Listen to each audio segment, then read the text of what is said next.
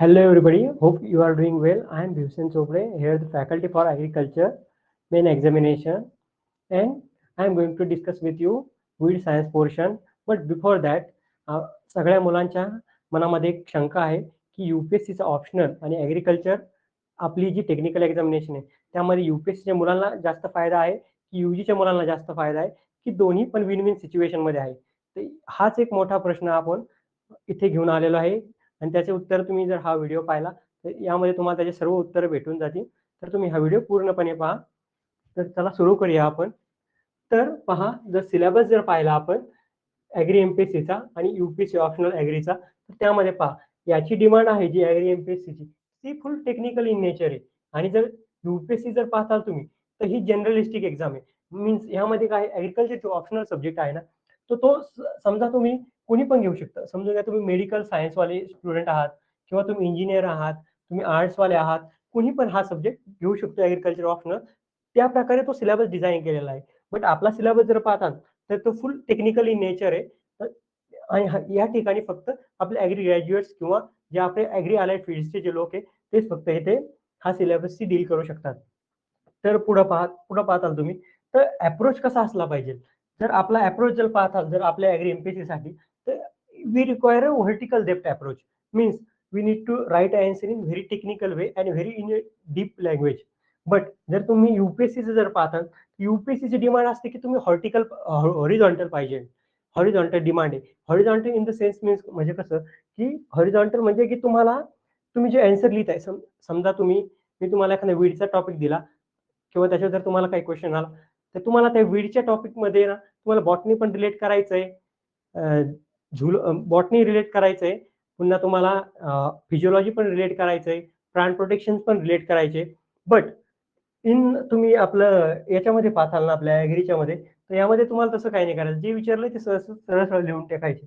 आणि जर तुम्ही पाहताल ना की सिलेबसचं काय कुणाला वाटतं की यूपीएससीच्या मुलांना जास्त फायदा आहे सिलेबसचा.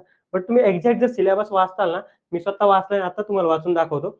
तर पाहताल तुम्ही फक्त 15 ते 20% जसं तसा सिलेबस रिप्लिकेट केलेला आहे आपल्या टेक्निकल एक्झाम मध्ये यूपीएससीचा. बट यूपीएससी मध्ये जर तुम्ही पाहताल तर सिलेबस हा क्रिमिलियर आहे. मीन्स प्रत्येक सब्जेक्ट सिर्फ फक्त वरचं त्यामध्ये घेतलेलं आहे. असं इतकं डीप मध्ये काहीच गेलेलं नाही. तुम्ही आता सिलेबस पाहताल एक minute.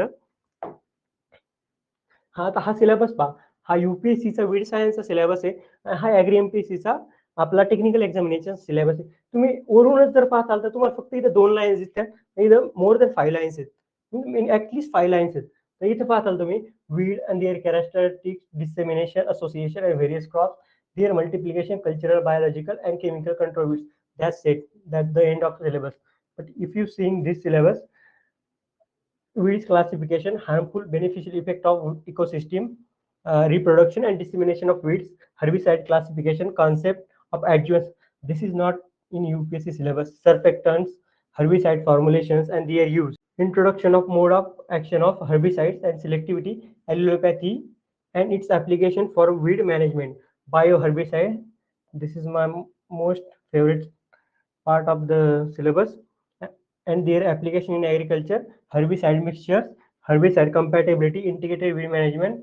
The most important syllabus, the part of the syllabus is integrated weed management, but then they are not mentioned here. Where is integrated weed management in UPSC syllabus? Though they asked some questions on integrated weed management, but they didn't mention in any way. So and पुढचं काय herbicide resistance and management. So तर तुम्ही हे पाहता syllabus पाहिला तुम्ही तर फक्त तुम्हाला प्रत्येक लाईन टू लाईन फक्त 20 ते 25% किंवा 10 ते 15% याच्यापेक्षा जास्त काहीच तुम्हाला सापडणार नाही सिलेबस मध्ये. तर यामध्ये ॲग्री एमपीएससी मध्ये असं एक्सप्लिसिटली मेन्शन केलेलं आहे की तुमची ग्रॅज्युएशन लेवलची नॉलेज तुम्हाला असायला हवं. म्हणजे मीन्स युजी लेवलचं ते क्वेश्चन्स विचारू शकतात. तुम्ही नोटिफिकेशन मध्ये पण वाचला असेल ते. तसं युपीएससी मध्ये काय मेन्शनच केलेलं नाही. They may ask you a question on 10th grade, 12th grade, or UG or PG levels. They did not mention anything there. I just returned 2 mains of agriculture optional with agriculture optional 2023 and 2024. Means फक्त 2 महिने झाले माझी last men's संपून. त्यामध्ये मी agriculture men's लिहिली with agriculture optional. तर त्यामध्ये तुम्ही पाहताल त्यामध्ये असे क्वेश्चन विचारतात युपीएससी मध्ये ऑप्शनलच्या पेपरमध्ये. What is the impact of global warming on the agriculture, Indian agriculture. तर हा क्वेश्चन तुम्ही 10वीच्या मुलाला द्या, 12वीच्या मुलाला द्या किंवा एक ग्रॅज्युएशन लेवलच्या मुलाला द्या, हे कोणी पण तुम्हाला लिहून देईल.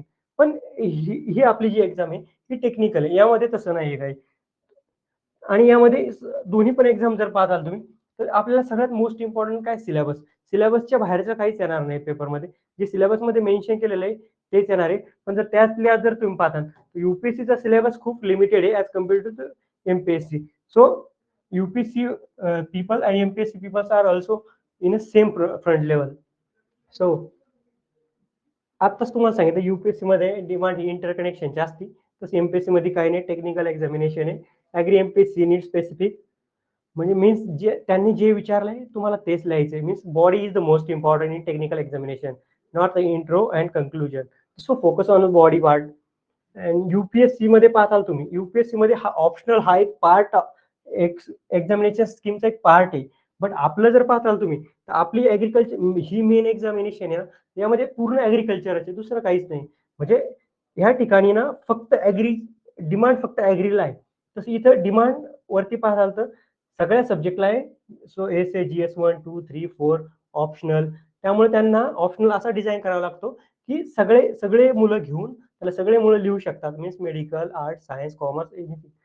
आणि यामध्ये पाहताल तुम्ही, तर ऍग्री काही सब्जेक्ट असे आहे की ते फक्त आपल्या टेक्निकल ह्या एक्झाम मध्येच आहे. टेक्निकलमध्ये ते युपीएससीला ते विचारत नाही. मीन्स झालं कुठलं agri engineering, animal science, ABM part किंवा काही स्कीम्स असतील, काही ऍग्रिकल्चर ऍक्ट्स असतील, रूरल डेव्हलपमेंटचा पार्ट आहे त्यामध्ये फुल डिटेलमध्ये सिलेबस दिलेला आहे. तसं युपीएससीला काही सिलेबस वगैरे काही दिलेला नाही त्याच्यामध्ये इतका डिटेलमध्ये. तर पाहताल तुम्ही युपीएससी पाहताल इथे एक आपण बनवलेलं आहे की आपल्याला हॉरिझॉन्टल जायचंय, एमपीएससी पाहताल तर आपल्याला इथं डीप मध्ये जायचंय, कारण आपली एक्झाम टेक्निकल आहे. जर तरी तुम्हाला वाटत असेल, आम्ही तर समजतो की यूपीएससीचे मुलं आणि यूपीएससी ऍग्रिकल्चर ऑप्शनलचे आणि एमपीएससीचे आपले जे आता एक्झाम देणार आहेत ते सगळे एकाच लेवलला आहे.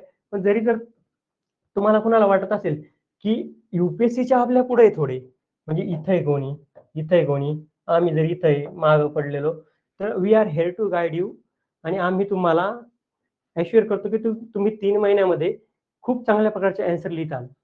आम्ही नोट्स पण प्रिपेअर केलेल्या आहे, ज्या की अँसर रायटिंग फ्रेंडली आहेत. आणि तुम्ही त्यावर रिलाय करून तुम्ही चांगले अँसर्स लिहू शकता, जे की आपली जी एक्झामची डिमांड आहे त्याप्रमाणे. मीन्स आपली एक्झामची डिमांड काय आहे, technical examination. So next is me एक क्वेश्चन, यूपीएससीचा एक क्वेश्चन घेतला होता आणि त्यानंतर एक ॲग्री एमपीएससीचा टेक्निकल क्वेश्चन आहे आणि हा यूपीएससीचा पीवायक्यू आहे. तर तुम्ही एक पाहताल यूपीएससी काय म्हणते की शॉर्ट नोट्स ऑन ॲलोपॅथी. हा क्वेश्चन आहे पीवायक्यू. यामध्ये पहा, शॉर्ट नोट ऑन ॲलोपॅथी हा 10 मार्काचा क्वेश्चन आहे यूपीएससीचा. तर यामध्ये तुम्हाला ॲलोपॅथीवर शॉर्ट नोट लिहायची आहे. तर ॲलोपॅथी त्यांनी फक्त एवढं दिलंय की ॲलोपॅथी, मग तुम्ही काही पण लिहू शकता. ॲलोपॅथीचे काय ऍडव्हान्टेज आहे, काय डिसएडव्हान्टेजेस आहे, काही एक्झाम्पल्स आहे ॲलोपॅथीचे, किंवा काही कुठे ऍप्लिकेशन असतील काय असतील तसे. पण आपण टेक्निकल एक्झामिनेशन मध्ये काय एक्सपेक्ट करतो की डिफाईन ॲलोपॅथी.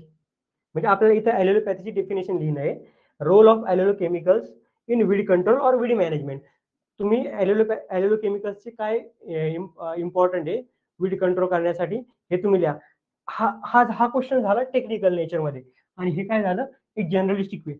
एक विचार करा, एखादा डॉक्टर असेल किंवा एखादा आर्ट बॅकग्राऊंडचा स्टुडंट असेल, त्याने जर कुठे पण द हिंदूमध्ये जर वाचलेलं असेल की व्हॉट इज ॲलोपॅथी किंवा ॲलोपॅथीवर काही आर्टिकल आले असेल, तर तो विद्यार्थी सुद्धा 10 मार्काला 2 पेजेस काही ना काही लिहू शकतो आणि ठीकठाक मार्क्स फेच करू शकतो.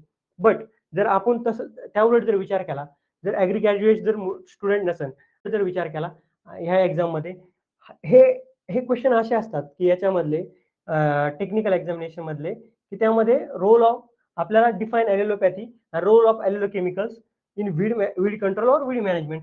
तर हा ॲलोकेमिकल्सचा जो भाग आहे तो फक्त आपला ॲग्रिकल्चर टेक्निकल वालाच लिहू शकतो, एक इफेक्टिव्ह वे मध्ये लिहू शकतो. त्यामुळे असं कुणी समजू नका की यूपीएससी वाले पुढे आणि एमपीएससी वाले मागे किंवा यूजी वाले, असं कोणी मागं पुढे कोणीच नाहीये. सगळे विन विन सिच्युएशनला आहे. त्यांना पण 80% ग्रॅज्युएशनचा भाग कव्हर करणं आहे आणि फक्त 10 ते 15% काही फरक पडत नाही. त्यामुळे तुम्ही जितकं टेक्निकल किंवा तुम्ही जितकं चांगलं करता, त्यामुळे असं काही समजू नका की हा पुढे मी मागे, सगळे same लेवललाचे both students have win-win situation for UPSC guys and MPSC guys also. So focus on your content building. Don't think about the answer writing. Just start prepare after seeing your score. If you thinking your score is good enough to clear the prelims, then don't think about the results, because there is only 5 months. In these 5 months, you have to do many things to clear this examination. So stay aware, prepare, and if you have any doubt, you can call us on our academy number, and that's okay. And thank you. It's nice interaction with you.